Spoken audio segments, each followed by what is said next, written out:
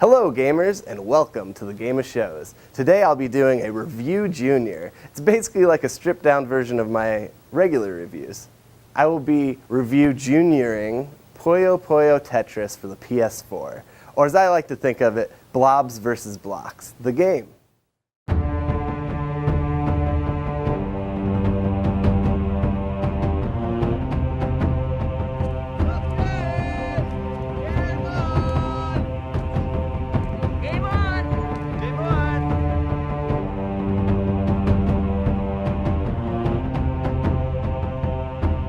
Puyo Puyo Tetris is a fun mix of two different puzzle games brought together on one disc. It gives both games a new spin.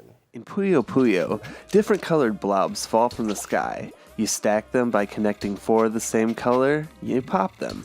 If you pop more than one group at a time, it becomes a combo, and doing such drops garbage blobs on your opponent's board, making their loss one row closer. In Tetris, you have different shaped blocks that you must place in a row. Completing a row makes it disappear. Completing several rows at a time dumps your garbage blocks on your opponent, similarly to the Puyos, only stacking them from the bottom up. There are quite a few different modes, including Adventure Mode, which is just a basic story mode. It wasn't too interesting, and I pretty much just skipped this the whole time. It's such a peaceful day. So peaceful and quiet. Let me guess. You two were in a Puyo and you both popped a whole bunch of Puyo and suddenly some mysterious power just like that!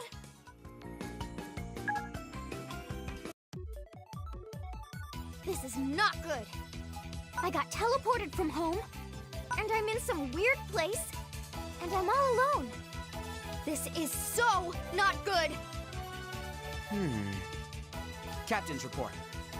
A girl in a non-form-fitting outfit has materialized aboard the SS Tetra. I believe she is currently performing an improvised alien comedy routine.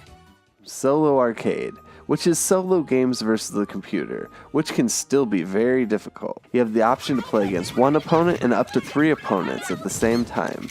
Solo Arcade has 6 different ways to play. Versus mode, where you compete in a one-on-one match, where each player is free to select either Puyo Puyo or Tetris. Fusion mode, where Puyos and Tetraminos will both rain down simultaneously, and you are forced to juggle the chaos of having both blocks and blobs all hanging out together on the same board. Swap mode, you play 2 separate games at once, one Tetris, one Puyo, with each board swapping out at set times through the match. This is my favorite mode, because it doesn't allow someone who's just really good at one of the 2 games to get in there and just take over.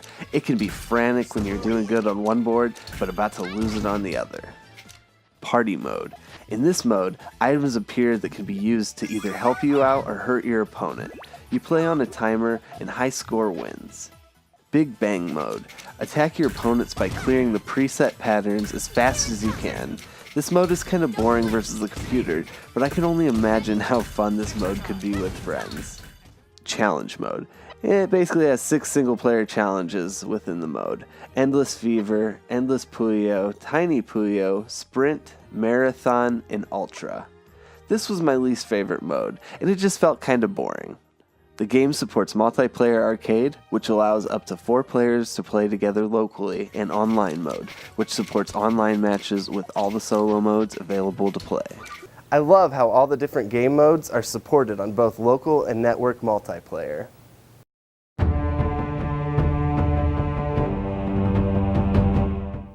Pretty good overall. Very kid-themed. The graphics kind of reminded me of Nintendo graphics, which is never a bad thing at all.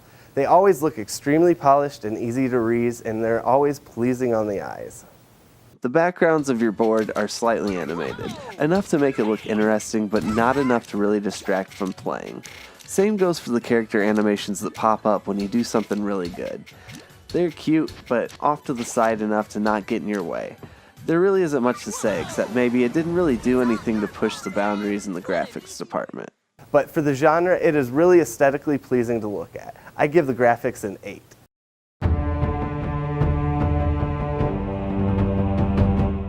Very arcadey. The music picks up in intensity as the match draws to a close. It really just isn't my favorite gaming music to listen to over and over again. and oftentimes I find myself turning the music down on the game and turning up my jams on my phone. Some classics are back from old Tetris games.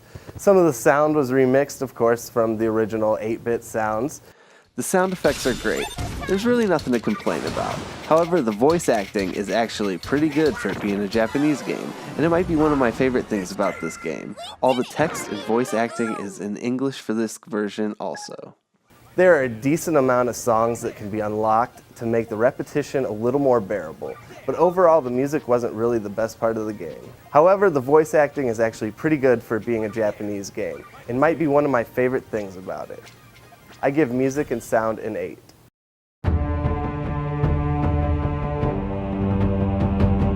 This game has that addicting, play one more match greatness that every puzzle game should have. The new modes were all fun and each add something new. My only problem, and what bumps the fun factor score down 1 point, is that I frickin' suck at this game. When I play online anyways, I get destroyed every time. I enjoy this game, but who enjoys going 1 in 20?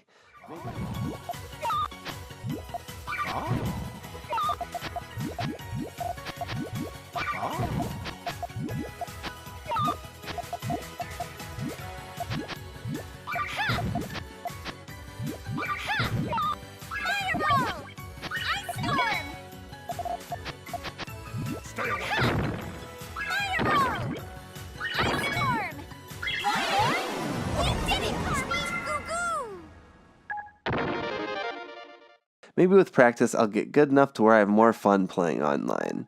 This game has quite a few modes that add a unique spin to these two franchises. This keeps single player fun, and it's also nice that you can play all the modes in multiplayer as well. Fun factor is at a 9.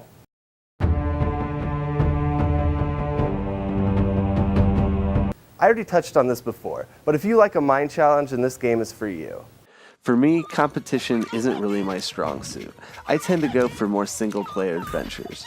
Good thing you can customize the difficulty for single-player modes. I feel like Puyo Puyo was less difficult to me, but that's because I have more experience playing knockoff American games like Kirby's Avalanche, and didn't really play much Tetris growing up. If the difficulty made the experience more fun for me, like Dark Souls did, I would have gave it a 9 or 10. Perhaps getting a few of my like-minded friends together for a little couch co-op would provide me with better results than online play does. It was difficult to come up with the score here, but difficulty gets an 8.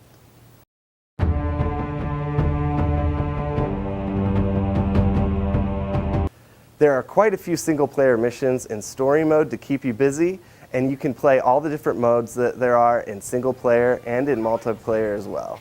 If you just absolutely rock at these games, or losing over and over again doesn't make you want to rage quit, ignore this number completely. But for me, I can't give it much more than a 7, as I already need a break from it. Maybe I'll feel differently about it in a few weeks, or months. I don't know.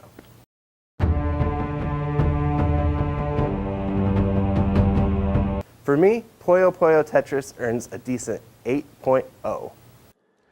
It's definitely worth the $30 I spent here. It's one of those games that gets boring in bursts, but one that never gets old over time.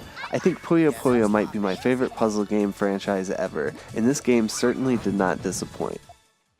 If you enjoyed this video, please like and subscribe. Come check out my live streams on my Twitch account, Game of Shows. Hope you enjoyed my little baby review, Junior. Next week, I'll be releasing my full Mama Bear review for Dragon Quest Heroes 2. You won't want to miss it. It's going to be fun. Now get back to playing.